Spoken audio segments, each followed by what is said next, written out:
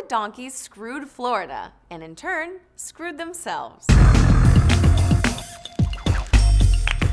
Common knowledge. Florida will send 0 delegates to the Democratic convention this year because the state Dems chose to freshly squeeze their primary in before their turn. Now the race is neck and neck, and 4 million nicely tanned, flip-flop wearing Democrats are left without a single delegate, and all because the state party couldn't keep its Bermuda shorts on. Well, guess what? Common knowledge is wrong, and by that I mean inaccurate, misleading. See also horseshit. Here's the deal. For a long time now, Florida's been controlled by the banana Republicans. Republican governor, Republican House, Republican Senate. The Florida primary date is set by law, which means that it's passed by that Republican legislature and signed by that Republican governor, without the need for a single Democratic vote. This year, the Republicans got rebellious and picked January 29th for the primary. The Dems tried to fight it. In fact, they sponsored 2 amendments to change the date back. Both got crushed by the majority. In the end, most Democrats gave up and voted for the bill. Why not just vote no in protest?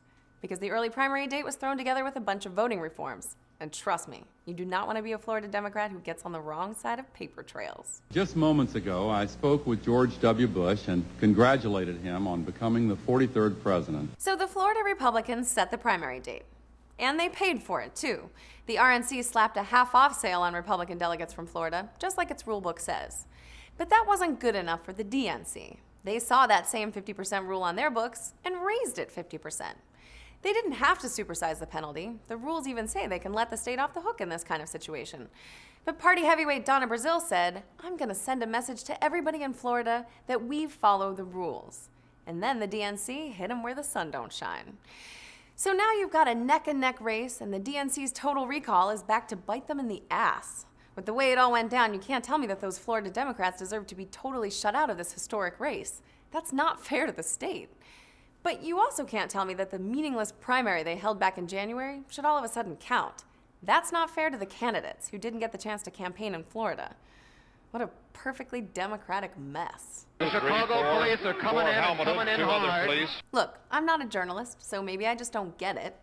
The DNC says the state Dems didn't have to just go along with the date, but the Republicans stuck a controversial property tax vote on the January 29th ballot, so I don't really see how picking another date was a realistic option. I'm thinking maybe you can clear this up for me. Comment on the show, send us an email, video respond on YouTube. Just tell me why this was the right call for the DNC to make. Or tell me how they can fix this mess. But please, please don't tell me that Florida lost its delegates because the state party chose to hold their primary early. That just ain't the deal.